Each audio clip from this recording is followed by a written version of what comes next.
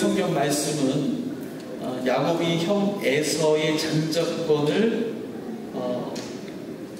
속임수로 차지한 후에 야곱이 20년을 헤어져 살다가 다시 형 에서를 만나는 그런 이야기에 관한 말씀입니다. 우리가 야곱의 인생의 여정을 잘 알고 있듯이 야곱은 형 에서의 장자권을 빼앗습니다. 그리고 외삼촌 라반이 있는 바단 아람으로 도망가서 20년을 살게 됩니다. 20년이라는 세월 동안 많은 사연들이 있었죠. 하지만 그 세월 동안에 야곱은 성실하게 일하고 그 속에서 자녀들, 11명의 자녀들을 얻게 되죠. 그리고 많은 또 재산 거부가 됩니다. 하지만 여전히 야곱의 마음속에는 풀리지 않은 뭔가가 있었습니다. 그게 뭐냐면 에서와의 해결되지 못한 그 관계였습니다. 야곱의 마음에는 그것이 앙금과 같이 남아 있었던 것이죠. 아무리 야곱이 많은 재산을 얻게 되고 부자가 되었다 한들 형 에서와 지금 원수와 같은 관계가 되어 있는 이상에 야곱의 마음이 편할 일이 없었습니다. 언젠가는 다시 고향에 돌아가야 될 것이고, 고향에 돌아가야 된다면 다시 에서와 부딪혀야 하는 상황이 도래할 것이기 때문입니다.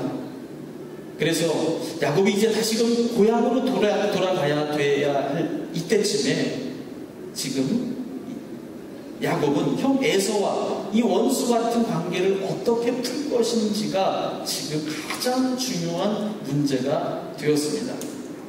피할 수 있을까? 피하는 것만이 능사는 아니었죠. 언젠가 다시 한번 마주치게 될 텐데 그때는 어떻게 되겠습니까? 둘 중에 한쪽이 사륙을 당하는 그런 비극으로 끝나게 될 것이 분명했기 때문입니다. 아니다 들을까 33장 1절에는 그런 복수의 칼부림이 예고되는 그런 긴장되는 장면이 묘사되어 있습니다. 우리가 33장 1절을 다시 한번 읽어보겠습니다. 야곱이 눈을 들어보니 에서가 400명의 장정을 거느리고 오고 있는지라 이렇게 기록하고 있죠. 에서가 야곱이 오고 있다는 그 소식을 알고서 400명의 장정을 거느리고 오고 있을 때에는 어떤 마음이겠습니까? 동생이 귀향한다니까 다시 온다니까 환영하는 마음에서 나가고 있는 건 아닐 것이에요. 또 야곱이 그 앞서서 형에게 마음을 달래기 위해서 선물 보따리를 보내지 않았습니까? 그것에 감격해서 고마운 마음에 마중 나온 것도 아니죠. 지금 에서는 20년이라는 시간 동안에 야곱에게 품었던 그 복수심을 일말의 자비심도 없이 사륙 전쟁으로 되갚아 주려고 오고 있는 것입니다. 여기서 야곱이 할 수 있는 일이란 아무것도 없었습니다. 참 야곱이 지금 어떤 일을 하고 있습니까? 1절 보니까 자식들을 나누어서 레아와 라헬에게 맡기고 2절에 여종들과 자식들을 앞에 두고 레아와 그의 자식들을 그 다음에 두고 라헬과 요셉은 그렇게 뒤에 맨 마지막에 두어서 그렇게 열을 지어서 에서가 오는 그 길을 맞이하게 되었다고 그렇게 기록하고 있습니다. 이게 무슨 말이냐면 지금 만약에 에서가 그 분노의 칼부림을 멈추지 않고 죽이게 된다면 죽겠다는 것이죠. 근데 그 죽는 순서가 재미있습니다. 여종에게서 나온 자식들을 먼저 죽고 그 다음에 레아에게서 나온 자식들 그 다음에 세워놓고 자기가 가장 아끼고 사랑하는 라헬과 막내 요셉은 맨 뒤에다 뒀단 말이죠. 그래도 그 순간만큼은 죽는 순서를 두어서 죽겠다는 마음을 가지고 있어요. 죽으면 죽으리라는 마음 가지고 에서를 맞이하였지만은 자기가 할 수 있는 것은 죽는 순서를 정하는 것 외에는 자신이 할 일이 없었던 것이죠. 그런데 오늘 읽은 성경 말씀에서 참으로 놀라운 것은 20년이라는 그 시간 동안 굳어져 갔던 도무지 해결될 것 같지 않았던 야곱과 에서의 그 원수와 같은 관계가 정말 한순간에 극적으로 해결되는 믿을 수 없는 일이 벌어지고 있는 것입니다. 우리가 4절 말씀을 한번 읽어보도록 하겠습니다. 에서가 달려와서 그를 맞이하여 안고 목을 어긋맞추어 그와 입맞추고 서로 우니라. 지금 방금 전까지 에서는 야곱에게 복수하기 위해서 장정 400명을 데리고 달려오는 중이었습니다. 그런데 어떻게 된 일인지 에서는 지금 야곱을 안고 입을 맞추고 서로 끌어안고 울고 있었다는 것입니다. 너무나도 갑작스러운 변화 아닙니까? 무슨 일이 이 사이에 있었던 것일까? 어떻게 에서와 야곱은 20년 동안 이어져 왔던 그 묵혀왔던 원수 관계를 끊어내고 한순간에 극적인 화해로 이렇게 아름다운 모습을 만들어낼 수 있었을까?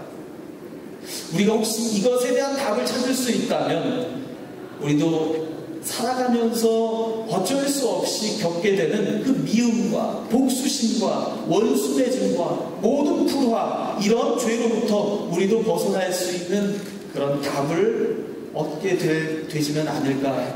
우리 이런 기대를 가지고 이 말씀을 들여다보기로 하겠습니다.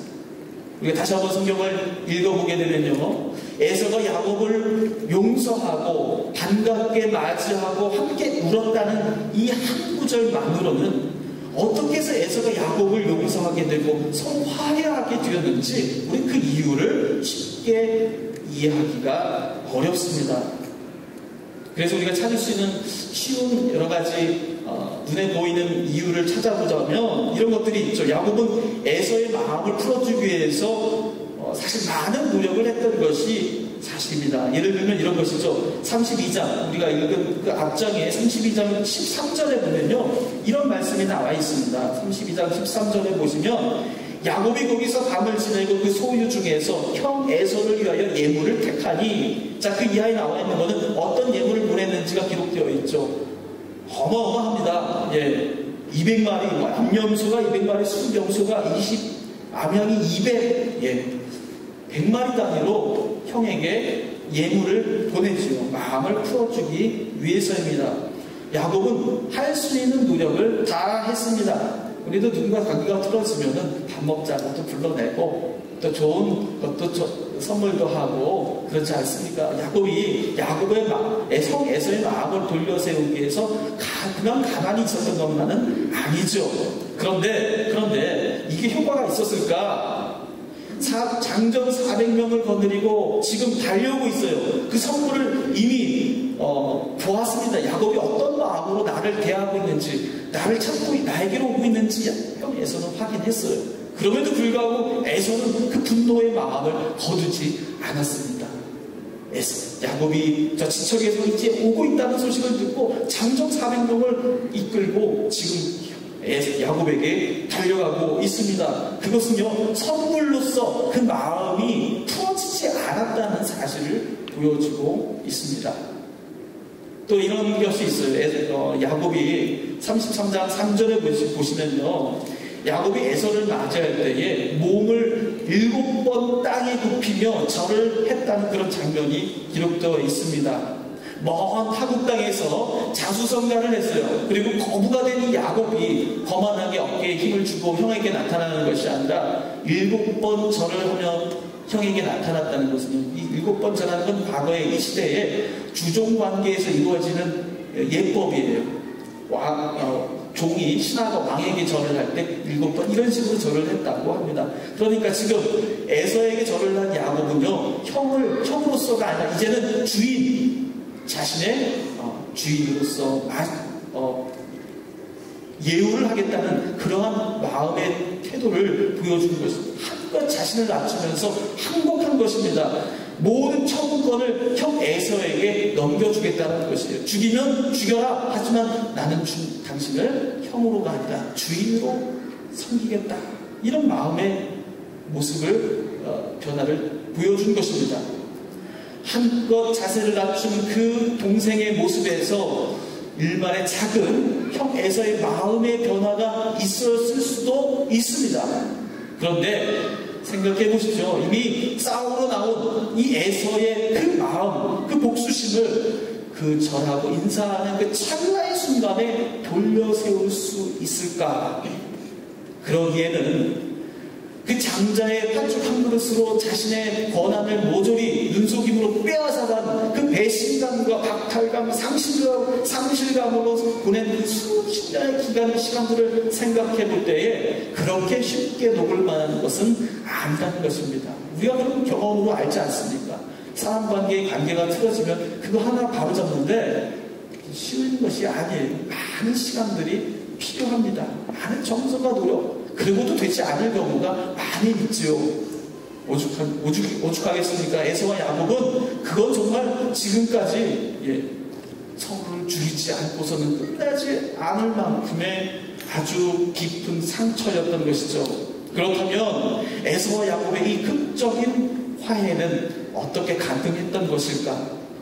우리가 찾아야 할 답이 바로 이 물음인 것입니다. 우리는 그 답을 바로 야곱이 에서를 만나는 사건 이전에 벌어진 야곱과 하나님의 만남 사건에서 그 답을 찾을 수 있습니다. 다시 말해서 야곱이 형 에서를 만나러 가는 그 길 가운데에서 야곱 나루터에서 일어났던 하나님과 야곱 사이의 그 화해 사건, 그 사건이 아니었다면 야곱과 에서의 만남, 그 화해의 만남은 결코 불가능했을 거라는 것입니다. 잘 알고 계시듯이 야곱은 야복강 나루터에서 하나님의 사랑과 실현하였습니다. 형 에서와의 만남을 앞에 두고 사느냐 죽느냐를 앞에 놓고 그 갈림길에서 축복을 구하며 씨름을 했습니다. 생사를 결정하는 그 절체절명의 순간에 야곱은 하나님께 은혜를 구했던 것입니다. 그리고 야곱은 그 자리에서 하나님의 축복을 받게 되고 이스라엘이라는 이름으로 다시 태어나게 되었습니다. 이름이 바뀌었어요. 누군가도 계명을 할 때 전혀 새로운 사람으로 변하고 싶은 마음에 계명을 하잖아요. 과거에는 이런 평범한 이름으로 살았다가 연예인이 되려고 하면 이름을 바꾸죠. 신선하고 기억하기 쉬운 이름. 야곱이 이스라엘이 되었을 때 그 이름만 계명됐다는 것이 아니라 그 사람의 운명, 그 사람의 모든 삶의 정체성이 완전히 바뀌어졌다는 것을 말합니다. 그건 거듭났다는 말과 같을 것입니다. 옛사람 야곱을 벗고 새사람 이스라엘로 다시 태어났을 때 그 야곱은 이제 예전처럼 눈속임으로 거짓말로 술수를 벌이는, 위기를 어떻게든 모면하고 자신의 이득을 챙겨나갈 줄 아는 그런 사람이 아니라, 옛날 사람 야곱이 아니라 진실로 자신을 낮출 줄 알고 숙일 줄 알고 자신이 받은 하나님의 은혜가 얼마나 큰 것인지를 에서 형 앞에서 고백하고 감사할 수 있는 그런 야곱으로 다시 태어난 사건이었다는 것입니다. 야곱이 하나님을 만났고 은혜를 받은 이 사건은 바로 야곱의 삶 태도를 완전히 바꾸어 놓았습니다. 야곱의 삶의 생사를 바꾸어 놓았습니다. 그리고 이 야곱의 변화, 야곱이 받은 그 은혜의 사건은 형 에서의 마음을 급작스럽고 극적으로 돌려세우게 하시는 하나님의 은혜의 사건으로 나타나게 되었다는 것입니다. 그것이 아니고서는 이 형 에서의 변화를 설명할 길이 없는 것입니다. 때문에 에서와 야곱의 화해는 야곱이 하나님을 만난 은혜의 사건으로부터 시작된 것이다 라고 우리는 그렇게 성경 말씀을 읽어야 하는 것이죠. 여기서 우리가 중요하게 보아야 하는 것이 있습니다. 야곱이 하나님의 은혜를 입고 축복을 받고 새 이름을 얻게 된 이 하나님을 만난 화해의 사건은 반드시 형제와의 화해 사건으로 이어져야 한다는 것입니다. 하나님께 받은 은혜는 은혜고 형제와의 관계는 또 다른 별개의 문제라면, 그래서 결국 야곱이 에서와의 갈등을 풀지 못하고 복수국으로 막을 내리게 되었다면 야곱이 겪었던 하나님의 만난 사건은 뭐가 되겠습니까? 그것은 한낱 신기루와 환상에 지나지 않았을 것입니다. 거짓이고 의미 없는 종교적 환상에 머물렀을 것입니다. 그러나 야곱은 하나님을 만나 은혜를 입게 되었던 그 야곱 나루터의 사건이 거짓이 아니라 그저 개인의 머릿속에서 심정 안에서 일어나는 그런 변화의 결과가 아니라 진정한 하나님의 은혜고 축복이었다는 사실을 어떻게 증명해냈습니까? 바로 형 에서의 화해를 통해서 증명하게 되었던 것입니다. 다시 말씀드리면 하나님과의 화해는 반드시 사람과의 화해로 이어지게 되는 연속적인 사건이 된다는 것입니다. 이 말을 거꾸로 말해도 달라지지 않습니다. 사람과의 화해는 곧 하나님과 화해하고 은혜를 입은 사람이라는 증거가 된다는 사실입니다. 우리는 하나님의 은혜를 입고 살아가는 성도입니다. 맞습니까? 죄인이지만 죽임당하고 영원한 생명을 죽임당하지 않고 영원한 생명을 얻어 살아가는 특권을 누리게 되었습니다. 여러분 이 사실을 믿으십니까? 그 증거가 어디에 있습니까? 우리가 구원받았다는 증거, 내가 그런 특권을 입고 살아가는 하나님의 자녀라는 그 증거를 우리는 어떻게 들이댈 수 있습니까? 우리는 어떻게 그 사실을 확실하다고 말할 수 있습니까? 하나님은 보이지 않는 분이시잖아요. 그 보이지 않는 하나님으로부터 은혜를 받았다는 사실을 어떻게 우리는 증명해 보일 수 있냐는 것이에요. 그 방법은 이것이라는 겁니다. 세상에 속한 사람들 같았으면 원수로 살아가는 것이 당연하지만 하나님을 만난 성도들은 형제 자매를 용서하고 서로 끌어안고 함께 울 수 있음을 통해서 우리가 하나님을 만난 존재고 또 우리가 은혜를 받은 존재라는 사실을 확인할 수 있게 되는 것입니다. 10절에서 야곱은 그가 깨달은 이 진리를 이렇게 말합니다.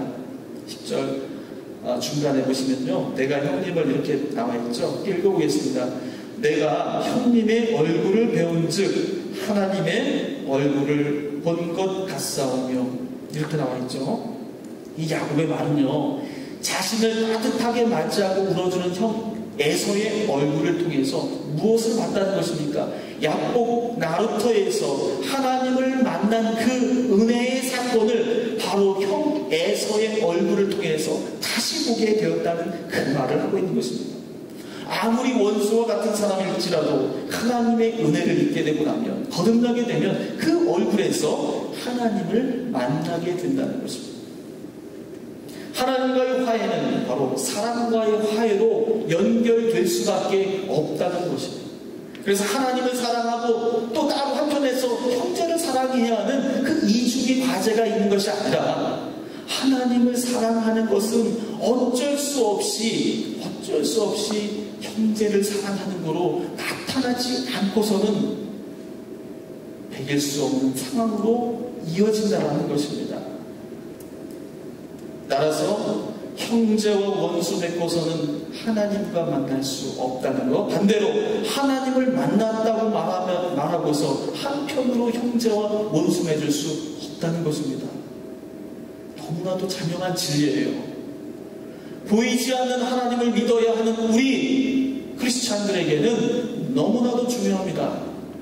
우상을 세울 수 없어요. 신상을 만들 수 없습니다. 어떤 것도 하나님이라고 말할 수 없습니다. 세상에 어느 것을 두고서 하나님의 형체라고 말할 수 없는 것이 우리 믿음의 가장 기본이 되는 것입니다.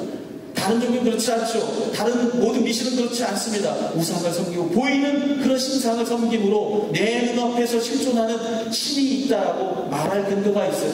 우리는 그런 근거가 없습니다. 그럼 우리는 어디서 볼 수 있다는, 하나님을 어디서 만날 수 있다는, 내 신앙의 근거는 어디에 있다는 말입니까? 그것이 바로 형제를 사랑하는 그 상황 속에서 우리는 하나님의 은혜를 입은 자들임을 고백할 수 있게 된다는 것입니다. 신약성경에서도 야곱의 고백과 똑같은 말을 요한을 통해서 이렇게 말씀하십니다. 요한일서 4장 20절에 이렇게 나와 있습니다. 누구든지 하나님을 사랑하노라 하고 그 형제를 미워하면 이는 거짓말이니 보는 바 그 형제를 사랑하지 아니하는 자는 보지 못하는 바 하나님을 사랑할 수 없느니라. 형제를 사랑하지 않고서는 보지 못하는 하나님을 사랑할 수 없다. 하나님을 사랑한다고 입으로 말하면서 형제를 미워하면 하나님을 사랑한다는 것은 거짓말이라고 하는 것입니다. 예수님께서도 이렇게 말씀하셨습니다. 마태복음 5장 23절 24절에 예물을 제단에 드리려다가 거기서 내 형제에게 원망들을 말한 일이 생각나거든 예물을 제단 앞에 두고 먼저 가서 형제와 화목하고 그 후에 와서 예물을 드리라. 하나님은 예물을 받기를 좋아하시는 분이 아니세요. 뭐가 부족해서 뭐가 필요하기에 사람으로부터 예물을 받고자 하시는 것이 아닙니다.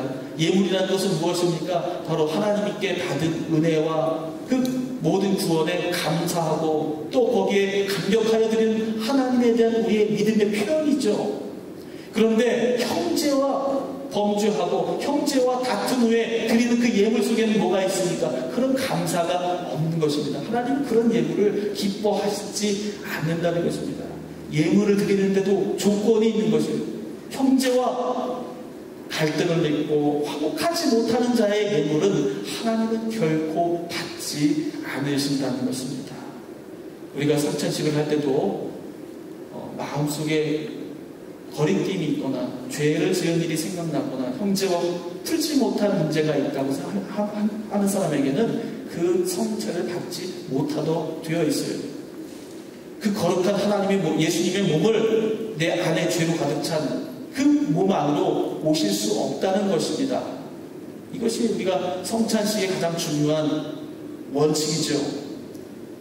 원수를 용서하고 사랑할 만한 그런 믿음이 우리에게 있는지는 잘 모르겠어요. 원수를 사랑하라고 예수님 말씀하셨는데 우리가 감히 원수를 사랑할 수 있을까? 거기에 대해 우리가 아직 정확하게 답을 할 수 없습니다. 그러나 적어도 원수를 사랑하지는 못할지라도 우리가 우리 형제와 우리 자매의 얼굴을 보고 대할 때에 우리 야곱이 했던 그 정도의 마음 우리가 할 수 있어야 한다는 것입니다. 우리가 집사님의 얼굴을 보니까 내가 하나님의 얼굴을 보는 것 같습니다. 이런 마음을, 이런 우리 믿음의 고백이 있어야 한다는 것입니다. 살부대치고 살다 보면은 서로 감정을 배려하지 못해서 다투고 또 얼굴 붉히는 일이 없을 수는 없습니다. 그때마다 내가 손해본 것을 생각하기보다는 내가 받은 은혜가 얼마나 큰 것인지, 내가 하나님을 만난 그 사건이 어떠한 것이었는지를 먼저 떠올리는 그런 믿음의 태도가 필요하다는 것입니다. 미워할 일이 있을 때 다른 어떤 말을 하기보다 에서가 그랬듯이 달려가서 안아주고 함께 부둥켜 울어줄 수 있는 그런 믿음의 모습이 우리에게 있어야 돼요. 이건 착하게 살자는 뜻이 아니에요. 형제와 싸우지 말고 서로 화목하게 살자라는 그런 우리 일상적인 다짐을 하자는 것이 아닙니다. 그렇게 하지 않고서는 뭘 할 수 없다는 거죠. 그렇게 하지 않고서는 우리가 하나님을 볼 수 없다는 거죠. 그렇게 하지 않고서는 우리가 말하는 모든 고백이 다 거짓말이 된다는 것입니다. 얼마나 심각한 일입니까? 얼마나 중요한 거예요. 하나님을 만났다고, 하나님을 믿는 신실한 사람이라고 그렇게 말하는 사람들이 다 모여있는 곳이 교회인데 그 교회에서 왜 그렇게 많은 일들이 벌어집니까? 왜 그렇게 화목하지 못하는 일들이 벌어집니까? 이건 스스로 우리가 믿는 믿음이 거짓이라고 스스로 자백하는 것과 같지 않습니까? 우리가 믿는 이 믿음의 공동체는 세상의 공동체와 다른 바 없음을 스스로 시인하는 것과 같지 않습니까? 우리 안에 하나님이 없고 우리가 하는 모든 믿음의 고백은 거짓임을, 나의 탐욕과 나의 부유함을 위한 것임을 스스로 인정하는 것과 다르지 않겠느냐는 것입니다. 이웃을 사랑하고 형제를 미워하지 않고 원수를 사랑하라, 이 명령은 싸우지 말고 착하게 살아라 이렇게 어머니가 자녀들에게 주시는 그런 계명이 아닙니다. 오직 형제의 얼굴을 통해서만 우리는 하나님을 볼 수 있다는 것입니다. 우리가 하나님을 볼 수 있는 유일한 통로는 바로 형제의 얼굴이라는 것입니다. 하나님과 인간의 관계는 뗄래야 뗄 수 없는 그런 운명적인 관계로 엮여져 있음을 망각하지 말라는 것입니다. 에덴에서 금단의 열매를 먹은 책임을 서로에게 떠넘기고 원망했던 그 원죄의 굴레를 예수 그리스도를 통해서 벗어나게 하여 주셨습니다. 그런데 우리가 다시 형제를 미워하고 원망하는 그 죄의 멍에를 다시 쓰지 말라는 것입니다.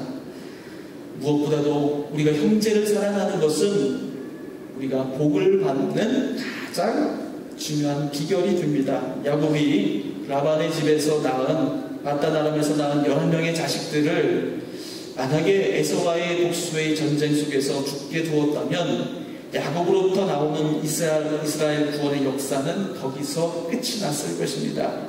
그러나 하나님의 약속은 결국 에서와의 화해를 통해 중단되지 않고 이어져 나가게 됩니다. 하나님의 은혜를 경험한 야곱은 형제와의 원수 관계를 화해의 관계로 돌려 세웁니다.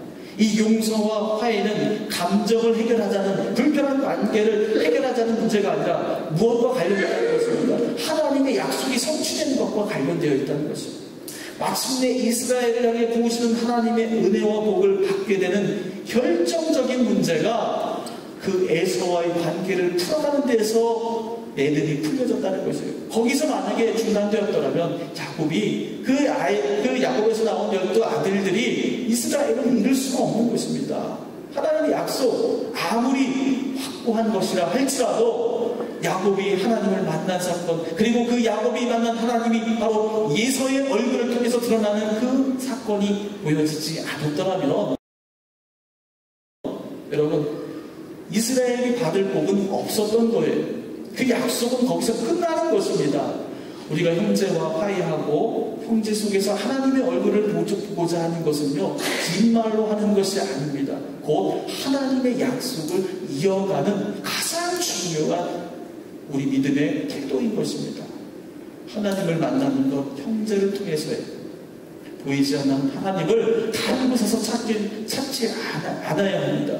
하나님이 여기 있다 저기 있다라고 말하는 그 모든 거짓 유혹에서 우리 다 돌아서고 오직 우리 형제, 우리 성도들 얼굴 속에서 서로의 얼굴을 보면서 그 속에서 하나님이 계심을 우리가 확인하고 또 그 속에서 하나님이 약속하신 그 복의 비결을 우리가 그 안에서 받게 되시기를 바랍니다. 교회는 그런 곳이에요. 교회가 바로 그런 곳입니다. 서로의 얼굴을 통해서 하나님의 얼굴을 만나는 것입니다. 우리가 집에서 골방에서 예배 드리지 않고 주일날 굳이 나와서 함께 얼굴을 맞대고 예배해야 되는 이유가 거기 있는 것입니다. 교회를 이루어야 하는 교회의 본질이 거기 있는 것입니다. 혼자 예배 드리면 되지 않느냐? 아니에요. 형제의 얼굴을 통해서, 성도의 얼굴을 통해서 우리는 하나님을 만나게 됩니다. 여러분, 이 사실을 믿으시기 바랍니다. 옆에 얼굴 쳐다보세요. 하나님의 얼굴 보이십니까?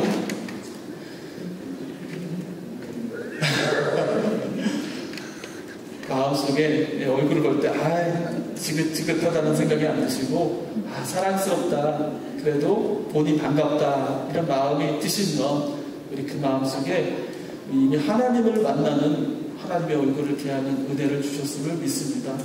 우리 교회가 하나님 얼굴을 우리가 늘 마주하고 그걸 주일날 일주일에 한 번뿐이지만 또 주중에 간간히 서로 소통하고 교통하시면서 만나시게 되는 이 친구, 모든 것 가정들이 세상 것과는 다르게 우리가 진정으로 우리 믿음을 확인하고 하나님의 복을 받는 참된 비결을 우리가 안고 살아가는 일임을 우리가 믿고 우리가 확신하시기를 주의 이름으로 축원합니다. 우리 함께